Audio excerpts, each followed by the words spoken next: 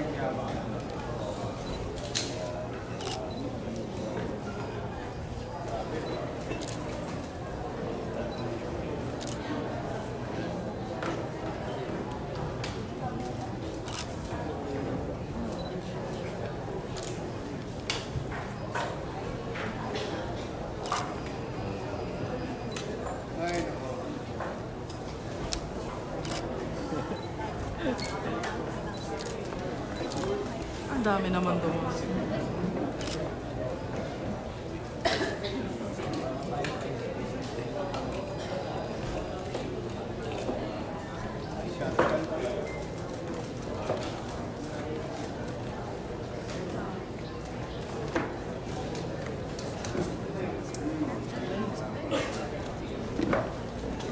Malaki ito, malaki.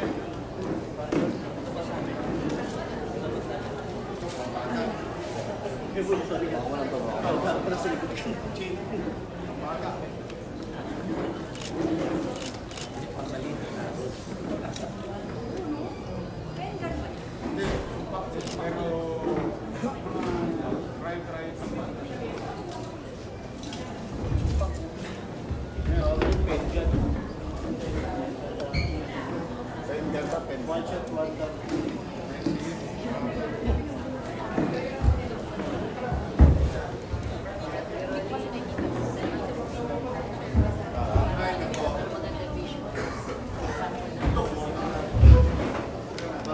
Isang minuto ay sasampo. Yes, yes, may sinasabi siya. Para maganda daw, may isang minuto sasampulan.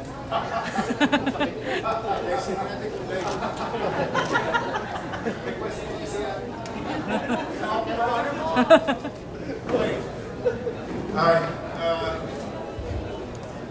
magandang araw sa inyo.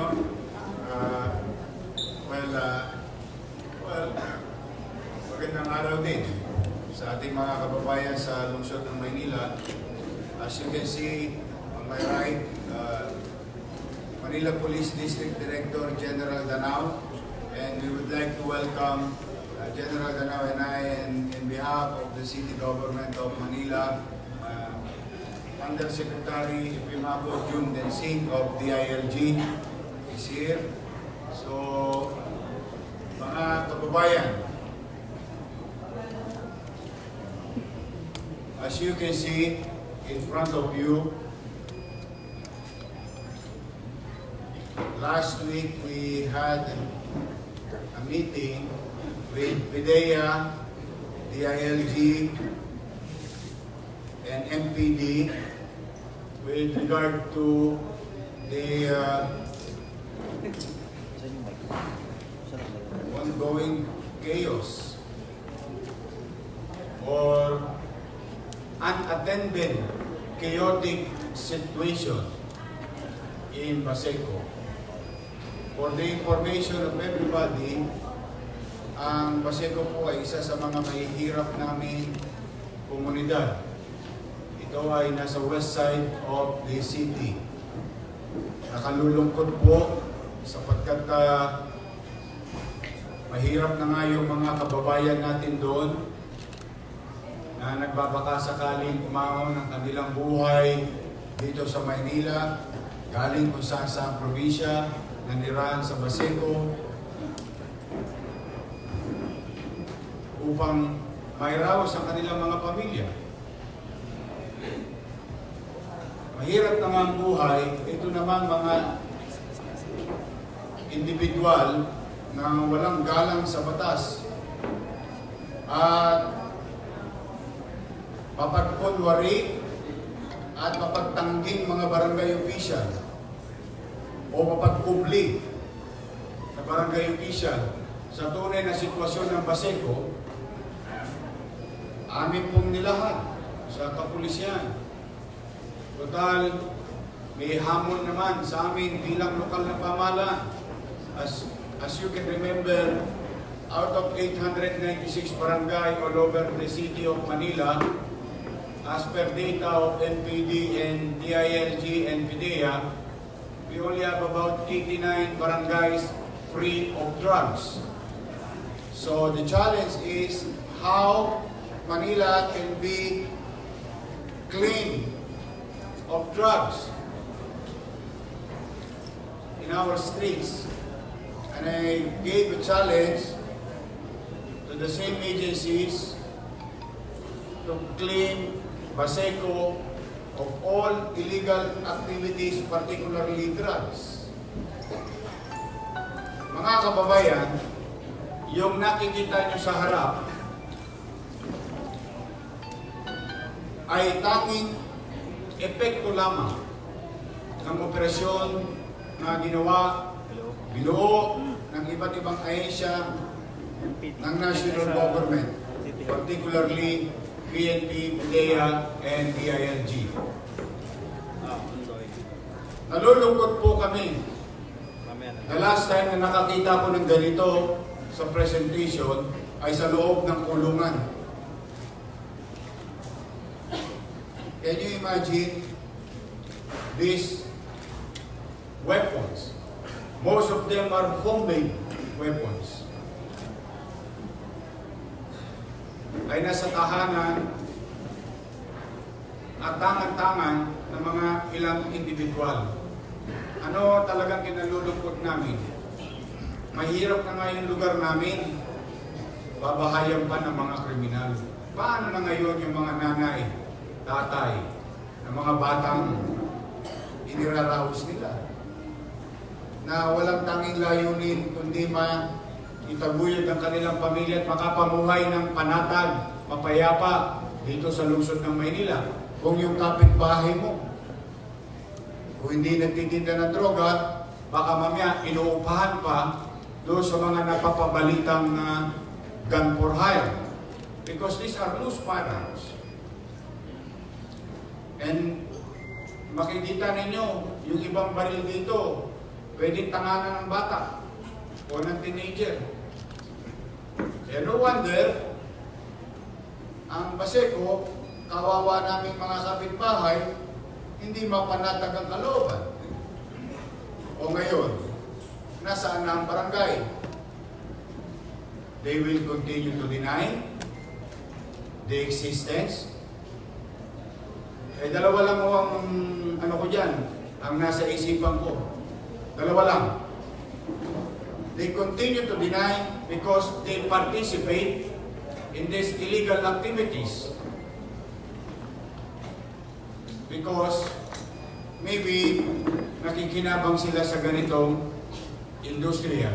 Or talagang wala nang ginawa yung mga barangay official sa Baseco na para papayapain ang kanilang komunidad, papanatagin ang kalooban ng bawat pamilya sa Baseco. Puro na lang illegal. Pati kuryente, illegal. Tingnan yung video karera. Oh, hindi pa ba maliwanag yan? Barangay mo, may video karera. Dalawang bagay din yan. Wala ka talagang pakialam o pagmamalasakit sa pamayanan mo o nakikinabang ka sa illegal activities na ito. Either way, there is no business for these barangay officials to be there. And now we are submitting before DILG that these barangay officials should be suspended of their non-performance of their obligation, or maybe not even cooperating with the campaign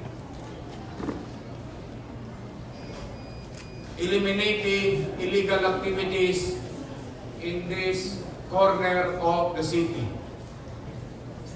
Nakalulungkot, mahirap na nga. Mahirap pang mabuhay. Now, having said that, we will not stop. We will clean Baseco of all illegal activities.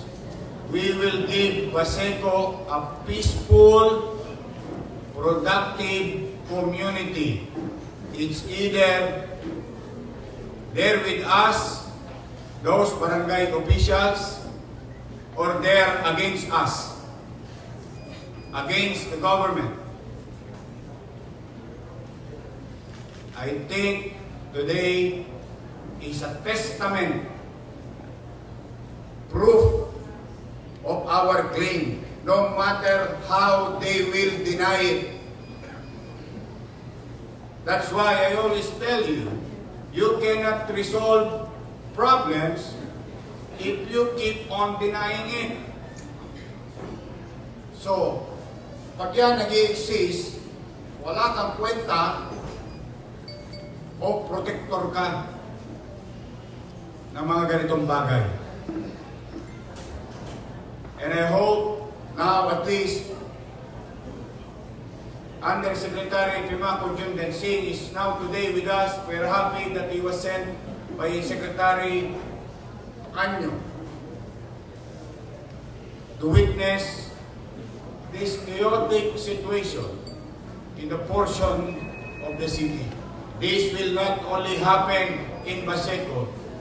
This will happen next to 275, Barangay 20, 105, 101, 128, 129, 123.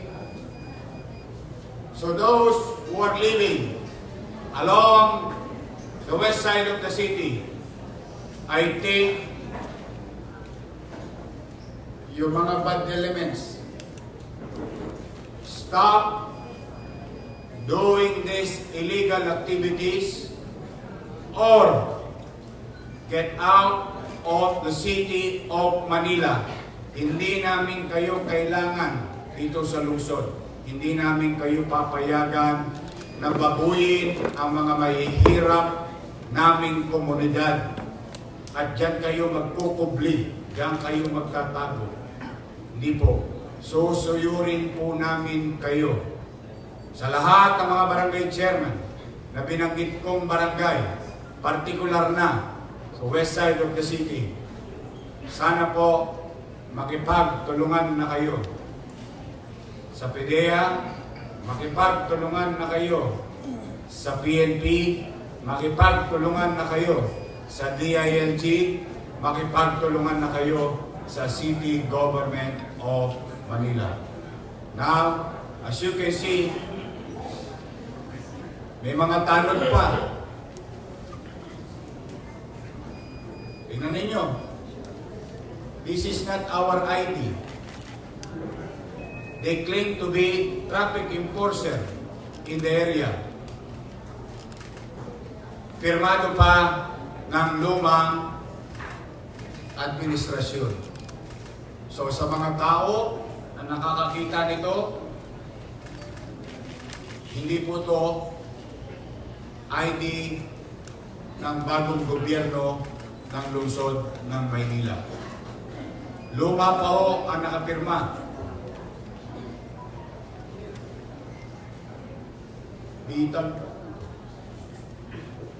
BTAG.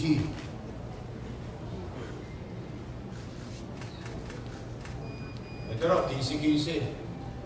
Bawat sopa. May sarili silang toll gate doon. Dinay nyo na naman. Dininay nyo nga na may basura eh.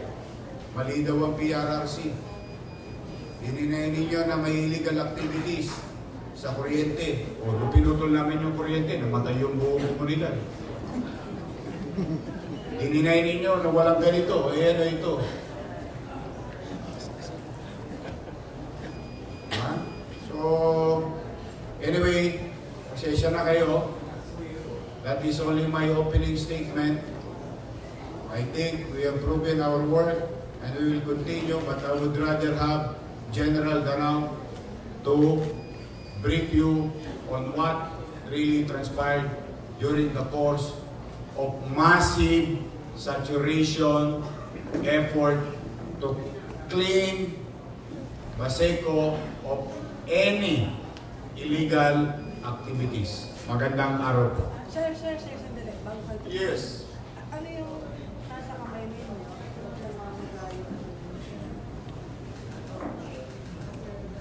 Well, I have mamagay ipin ko, may infection. May nakain yata ako. Na masama. But our hospital directors suggested that I should be taking antibiotic. Kaya magalala, malayo sa bituka yan. Kaya yakan-yaka pa. Kaya lang, masakit eh. Huwag lang kayo mag-joke ha. Bawal akong tumawa, masakit eh. But so far I'm good. Yeah, my doctor said I should resting.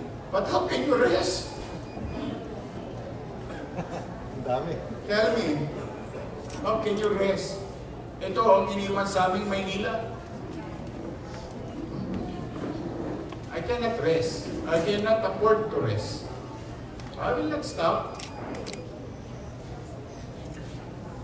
I don't want to sound heroic, but I was given an opportunity by God and the people of Manila to serve, and I will serve up to the last breath, last day, to make Manila vibrant, peaceful, and progressive city someday, somehow, sa awa ng Diyos at sa tulong ninyong lahat sa pakikisalig. So, yes, Mayor, nung unang araw po kayo nagpa-press con regarding Baseco clearing, we went to the barangay chairman. Yes. Ito nirekomenda niyo po na mag-resign na lang siya. Yes. Sabi po niya, hindi daw siya magre-resign dahil ginagawa niya yung tungkulin po niya. Ano po ang reaction niyo? my answer is this.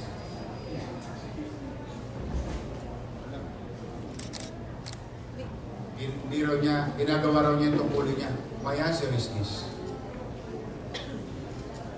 Sir, follow up The to thing that. speaks for itself. Yes. Sir, follow up to that. The barangay chairwoman is also saying na biktima lang daw po siya ng politika. Napupolitika lang daw po siya and Masyado na siyang pilinggera. Tigilan niya yung ano. Hindi kaya nagka-drugs din siya. Tamang hinala siya eh. This is governance. They are not performing. They are not even updating their list in the drug list. Asan yung kanilang updated list? Why? Are they covering somebody?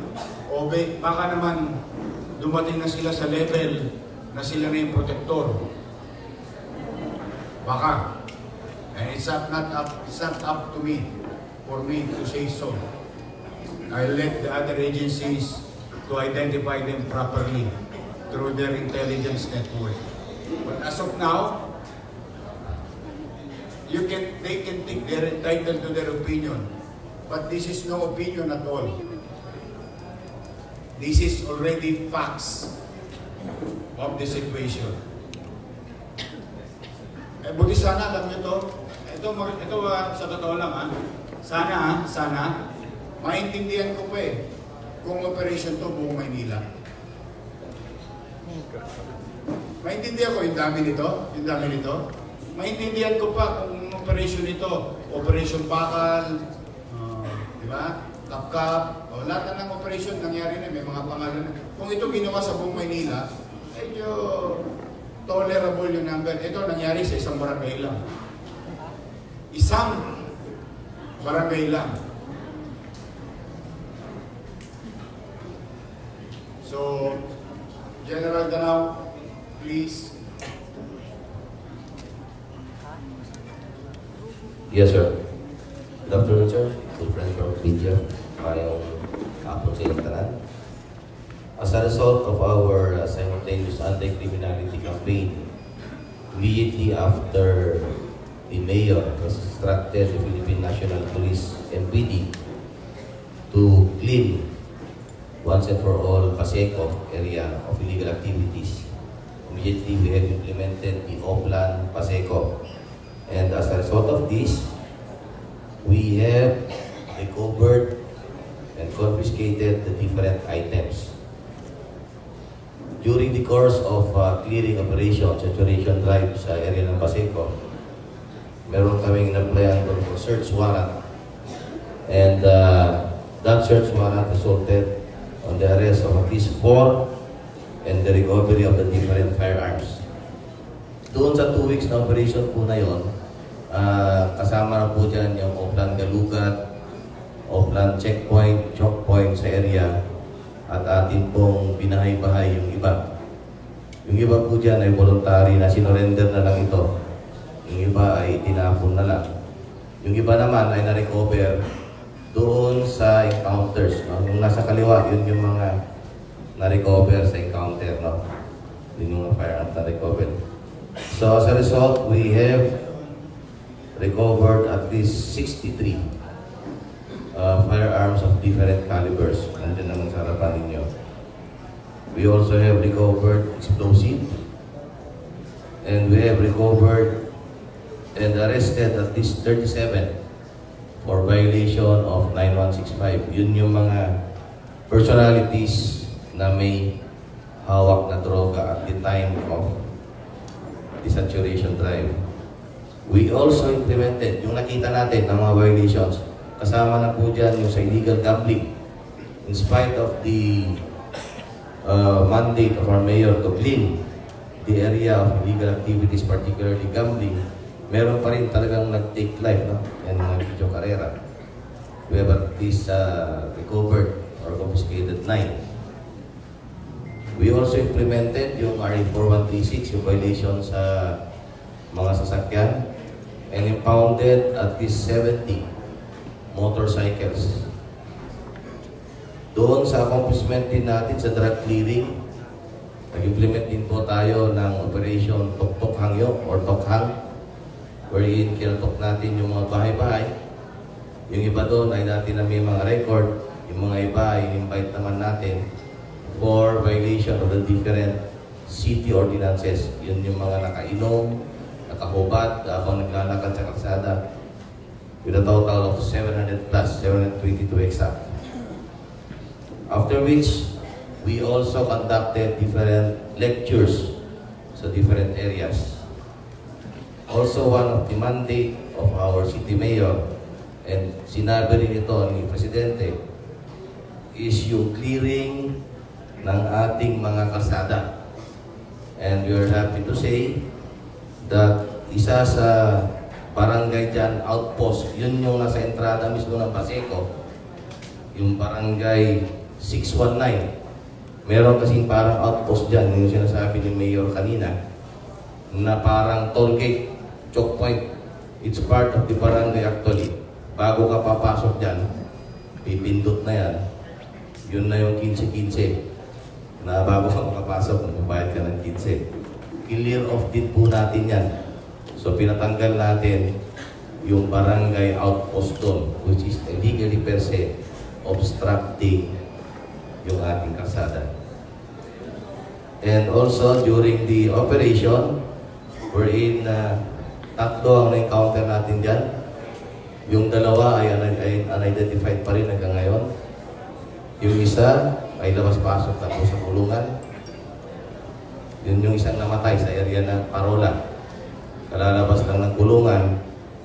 Nung pumasok yung mga tao natin doon, na-encuentro na yung mga civilian nating tropa. Okay? And ito po yung mga naging resulta ng ating simultaneous anti-criminality campaign sa area ng Paseco. Gaya ng sinabi ng ating mahal na mayor, this will be a no-let-up campaign against all forms of illegal activities, particularly sa area ng Paseco. Hindi po tayo titigil dyan hanggat hindi nauubos gumagawa ng kawalang hiya sa area na yun. Maraming salamat po. Kung i-total po, nasa ilang percentage na po tayo sa clearing natin sa Baseco? I would be very frank with you, no? Yung clearing operation natin sa ngayon, siguro dahil it was announced, especially sinabi ni Mayor na kailangan clear off natin yan. Yung iba is nagtakbuhan sa ibang area. As a matter of fact, meron tayong mga narinig dyan sa ibang areas ng outside ng Baseco. Dyan nagsipagtago ngayon. So yung percentage, I would safely say na at least nabawasan ng kalahati sa ngayon dahil sa resulta nito. Okay, pero we are expecting, kasi pulis lang po ang pinabantayan dyan. Sigurado, pag alis ng pulis dyan, balik na naman. Okay? So nung kahapon, I would say nakalahati. At least nabawas-bawasan. No? Pero sigurado po papalik uli yan. Pero gaya nga nasabi ng ating mahal na mayor, hindi namin titigilan ang operation sa area yan hanggat hindi nauubos yung mga walang hiya dyan. General Dana, out of the 37 that were arrested, ano yung profile nito, sir? Are they mostly users or meron po ba yung medyo high level na pusher? Karamihan po kasi nito ay gumagamit ng droga, no? And yung iba rito were surprisingly inspected or habang nag-ano, yung iba dyan ay may mga daladalang shabu chassis with them, no? Yung iba naman, meron din po tayong na-arresto dyan na with most wanted, with warrant of arrest or robbery. Okay, so nandito po sa kanan namin. From area din po ng Baseco yan. Sir, may mga drug den pa po ba within Baseco? Did you discover still any drug den in Baseco? Marami dyan sa area talaga ng Baseco. Ano? Kasi ito, known talaga ito na layer ng medyo mga hindi magandang gawain. No? As a matter of fact, for the past few months, uso dyan yung patayan. Sila po nagpapatayan dyan.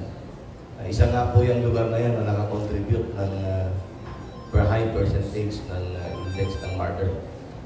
Dahil sila ang nagpapatayan. Yung iba po dyan ay nahuli na natin. Meron din po iba dyan na naikwento na ng mga tropa natin previously pa. And ito lang, it's a good thing that we have a very with a high political will of our mayor to really cleanse up the area of all illegal forms of activity.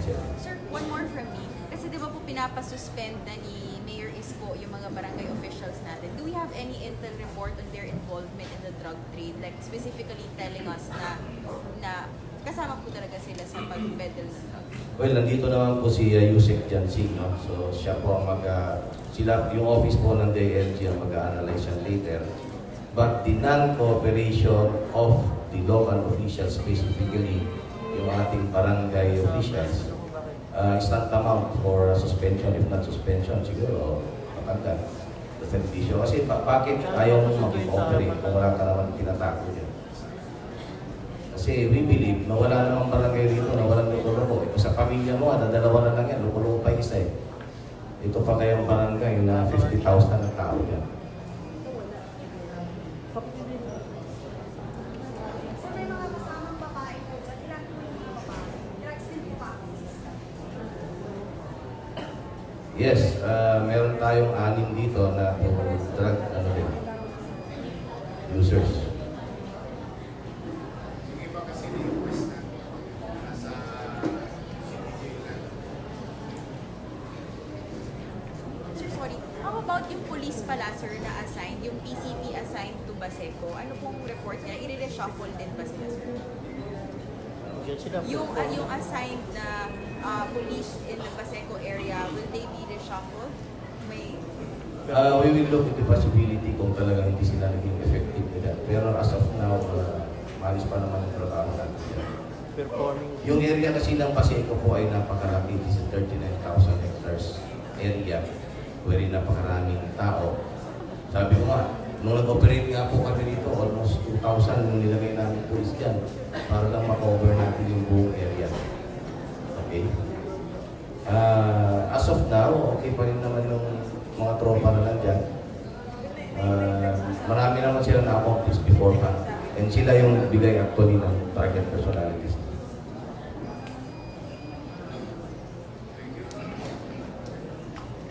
Ay, Yusek din, same one. Sorry. Yusek, how soon can we get parang a judgment from DILG kung masususpend sila? Or clear na ba, sir, at this point na yung basis for suspension? Well, una sa lahat, we'd like to, behalf of the DILG, we'd like to laud Mayor Isko Moreno, of course, Police Brigadier General Danao, and the rest of the policemen here in Manila for a job well done. Napaka-significant itong ginawa nila. Well, sa katanungan mo, we will be acting about this. Hihingi po kami ng ebidensya kay Mayor at kay General Danao, yung mga communication nila hindi sumusunod ang mga kapitan. In other words, non-cooperation is a sign of potential administrative liability. At kami mismo sa DILG ang sasampa ng kaso, baka sa Manila City Council or sa Ombudsman, depende sa level ng kanilang hindi pagsunod sa ating mayor. All barangay captors are under the supervision of the mayor. That's why barangay captains are not supposed to be, they're supposed to be apolitical o walang kinikilingan ng politiko. Kasi kung sino nakaupo na mayor, kailangan sumunod sila. So kung meron kaming ebidensya, hindi sila sumusunod sa order ng mayor, ebidensya ito na pwede silang kasuhan administratively, at kung sila pa'y nakikisama sa mga kriminal sa lugar, baka kriminal pa ang kanilang aabutin at hindi lang suspension ang aabutin, baka matanggal pa sila sa pwesto. Sir, for you, Secretary, sir, how long would it take for the DILG to finalize the details of the case? Well, asa po ito. Once we get the data, we'll have it analyzed with their National Barangay Operations Office. Pag malinaw po yung ebidensya, we'll give them a chance to explain also. No? We will still undertake the whole due process thing. No? And once a due process has been made and we still see that they are liable for non-action or for malfeasance and misfeasance, dire-diretso na yung kaso. Mabilis po ito. Mabilis. At hindsight, given this, what's your assessment? Ay, inaharin sa'yo, ito pa lang, tapos hindi ka. Nahanap mo nga dito yung barangay captain, nandito ba siya? O tamo, wala siya dito. That's already an evidence na wala siyang pakialam sa nangyayari sa kanyang lugar. Itong mga bagay na ito, coordinative dapat ang pulis sa barangay officials. That's the standard operating procedures. So the fact na nag-operate ang pulis, hindi nag-coordinate yung barangay at maraming nahuli dito at wala pa siya dito, ebidensya na yan na hindi niya ginagawa ang kanyang trabaho. Ngayon, lahat po ng pulis nung Sunday nagtrabaho, bibigyan ba natin sila ng commendation? Lahat ng pinaghirapan nilang paglilinis ng Baseco, lalo na Station 5. Of course, we'd always recommend and recognize efforts of City Hall employees who went out of their way to serve the people of Manila. No? And the same thing with uniformed personnel. We'll always recommend people or our police na mabigyan ng konting pagkilala. In our own little way, among ourselves, we are doing it nowadays. No? But with this effort, and I think it's going to be a continuing effort, we will commend them to the police hierarchy or their organization. Yes, it's definite. Yes. Tapos, baka naman hindi mabigat sa kalooban ninyo. Pwede ba palakpakan nyo naman mga lesbo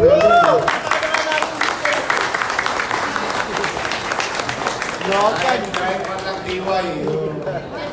Pero kasi depende bro.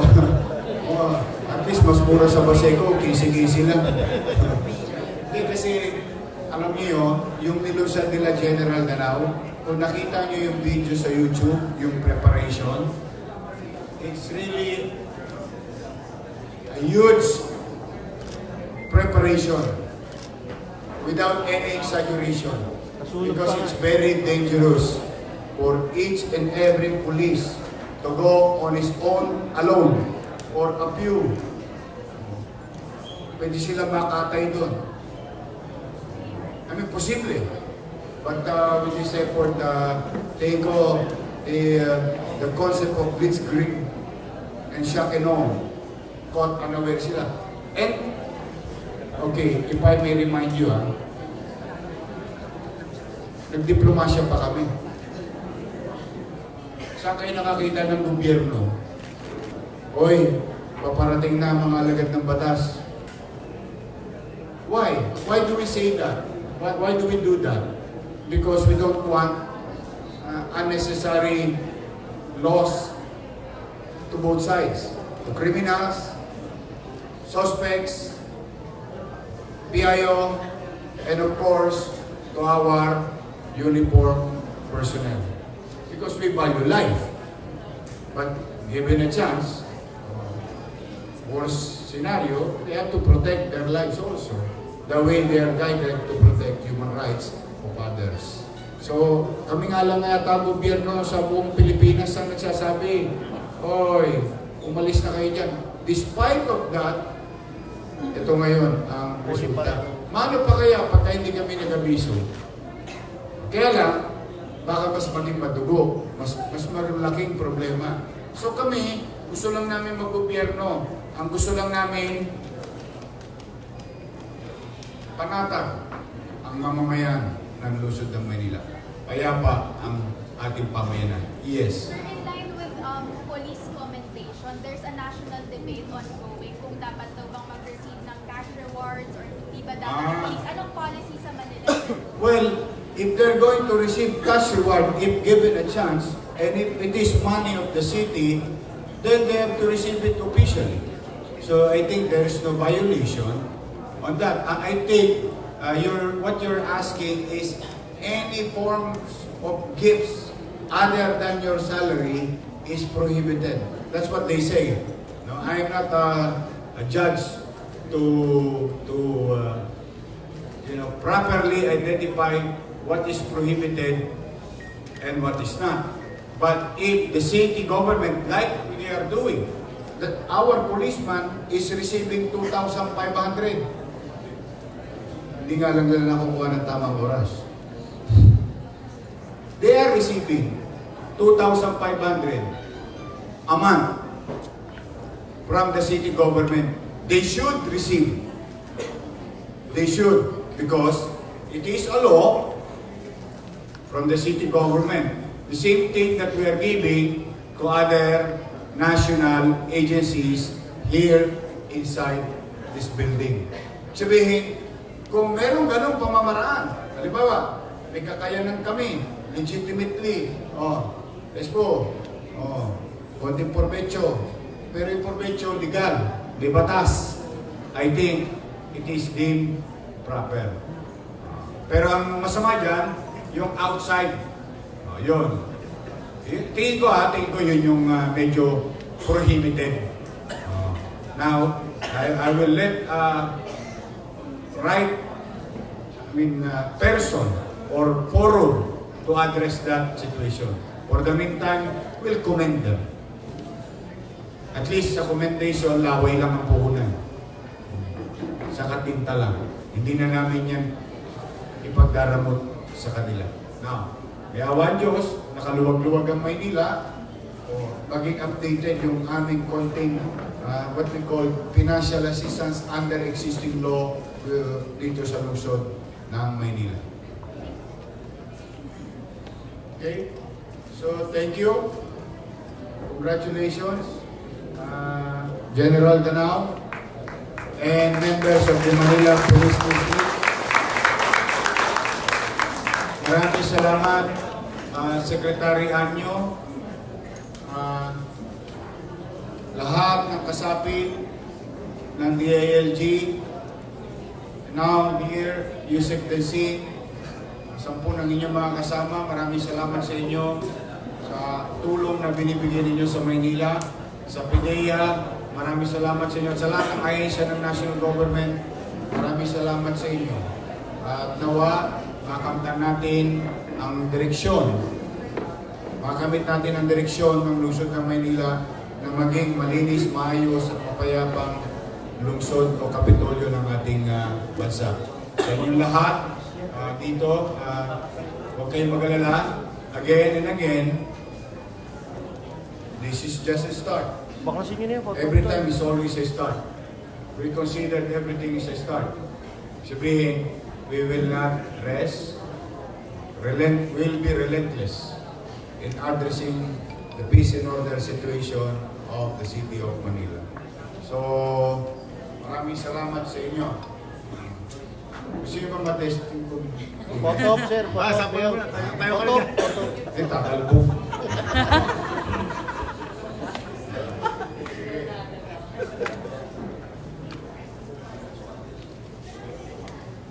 Oh, yan. Nadali pa, tsampa. Talikod mo na lang. Makisuyo lang sa media, i-blur nyo na lang yung mukha nila sa TV, ha. Tulungan nyo na kami to protect their human rights. Ito naman, ito, Post one. most wanted. For what? Top number 8. Kita niyo yan? Yan ang benepisyo ng pagkakaisa ng pagsasayos. Ay nadali. Every week may nagdadali tayong most wanted eh. Sumuko na kayo. Suko na lang. Tapos ano, kung ayaw nyo sumuko, umalis kayo sa Maynila. Huwag po rito sa lungsod ng Maynila.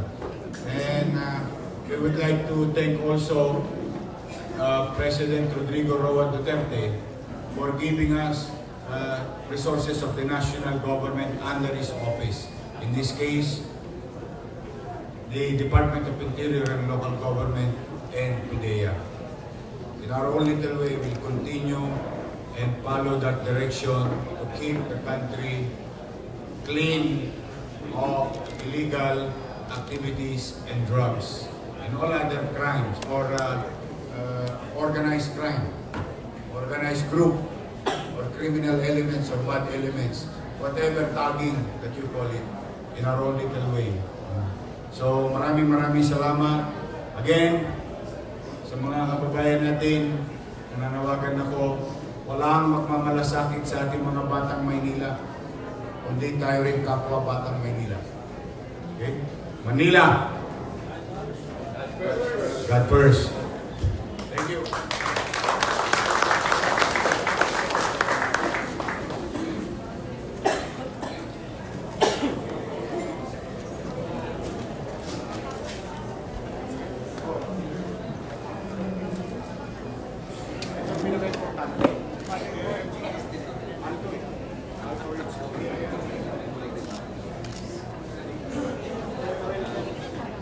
Hindi pwede. Ito gamit kasi pinamawakan gamit evidence. Ito pwede na. Ano yan, yung mga taga-DILG.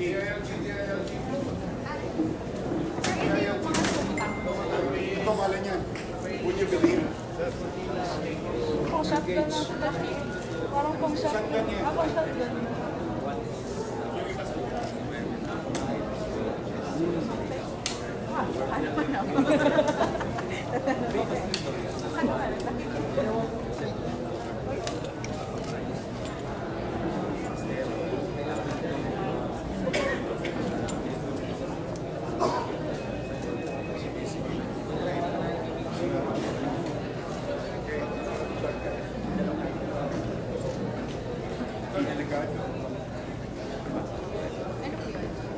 Explosive ata. Ay, late na dumating. Dala-dala ng bombs.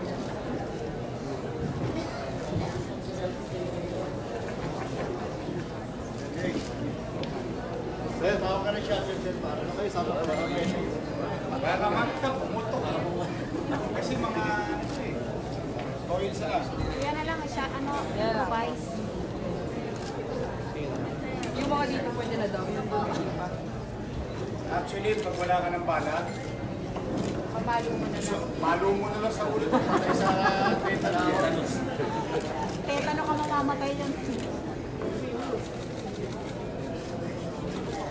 Grabe. Kabalo utak yun eh. Paano pag utak ito? Gawa sa tinidor. Asan yung tinidor? Ito yung lolo. Ito yung apo. Tengan. Parang caliber 22 na Tinidor lang, hindi ko may point sa'yo eh. Ayan, tinidor lang.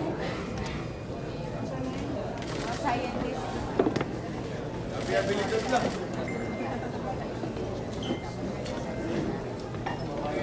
Boom!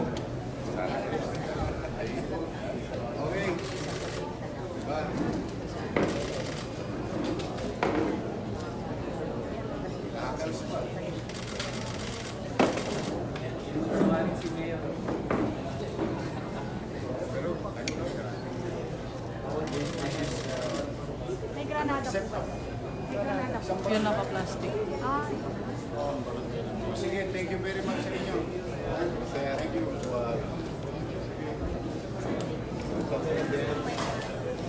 Nakuha na kayo, sir. Nakuha lang blow up. Okay na kayo, sir? Okay na ba? Patay na. Patay na, kuya. Wala akong bala. Wala akong bala. FTP lang yan.